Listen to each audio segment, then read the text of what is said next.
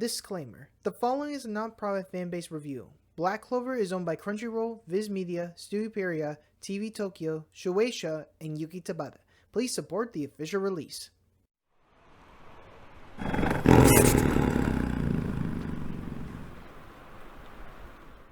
So it finally happens.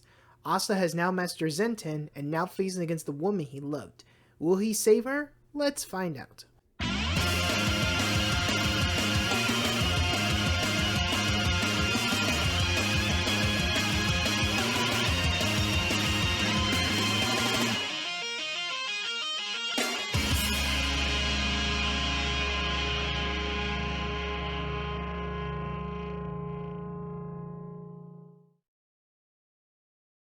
Hey guys, LO1997 and welcome back to page 349 of Black Clover. And in this video, there's only one thing we're going to talk about.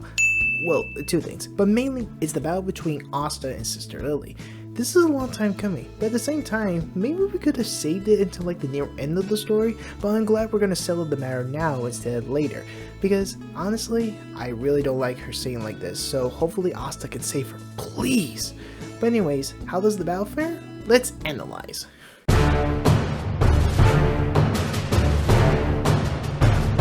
The chapter begins where we see Heave seeing Asta down below and remembers the defeat he got from him way back when Asta first started as a Magic Knight. That's when Yosuga appears next to him and saying that he'll be the one to face him, as he won't allow him to interfere with the reunion between a man and a woman. Speaking of man and woman, in the next page we finally see the long-awaited reunion between Asta and Sister Lily. Lily questions him on why he's still alive, and Asta just replies that the people in the Land of Sun saved him, and points out that she was the one that sent him there. But to Lily, her intention was to kill him, but Asta doesn't buy that one bit, even if she was manipulated. The Sister Lily he knows will never kill anyone.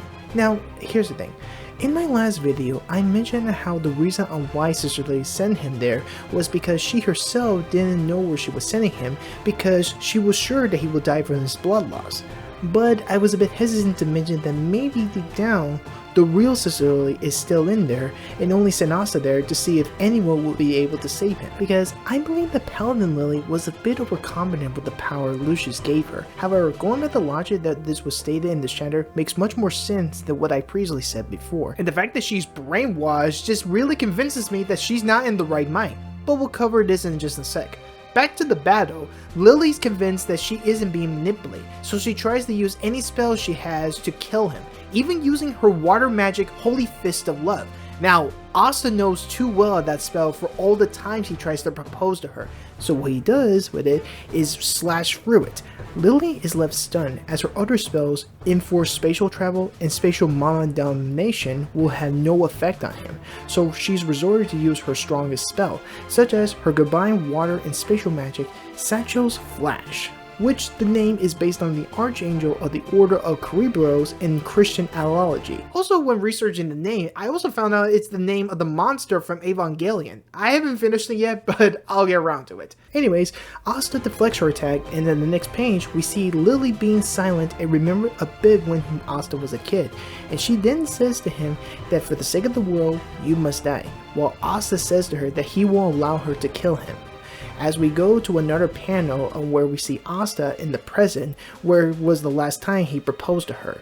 This is where we see a slight glimpse of the real Sister Lily, on where she breaks down in tears and basically just tells him that she doesn't want to kill him either.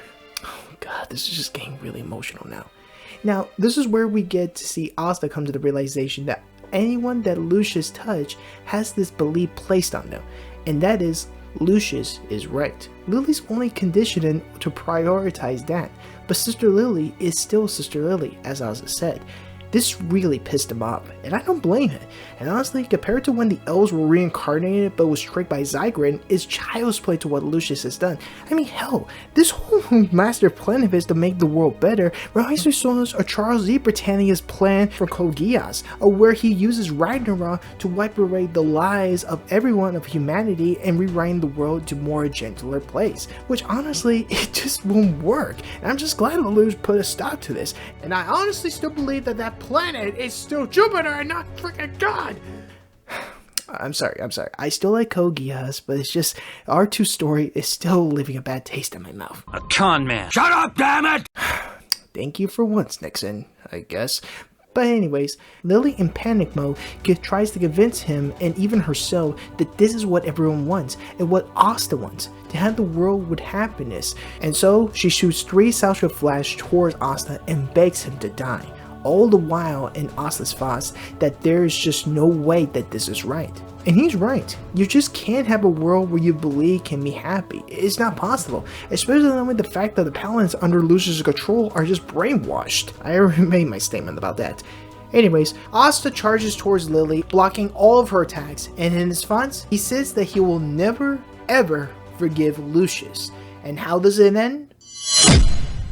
It ends with Asta slashing through Lily and begs her to come back to her old self, as particles from her paladin form starts to fade away.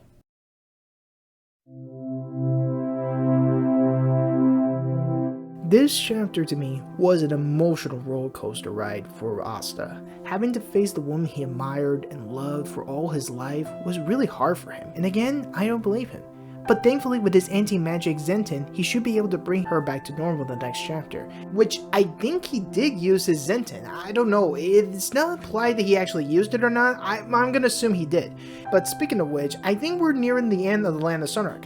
As for the fight itself, it did seem a little bit anticlimactic at the end, but I'm just glad that the result was going to be him. Heck, I even like this little nod that she gave by using the very first spell that was displayed in the first chapter, her Holy Fist of Love spell, which is actually a nice neat callback to the very first chapter, to like introduce the concept of magic to the reader. That was a nice touch, because this is just showing very clear that this is the last arc, and that we're just giving one last notch before getting wrapped up.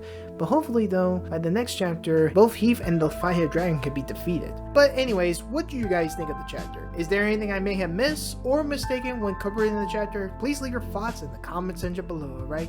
Anyways, thank you so much for watching. Please be sure you hit the like, subscribe, and hit the bell icon to be notified for the next chapter, alright? Thank you, good night, and remember, the magic within you will never give up. Peace!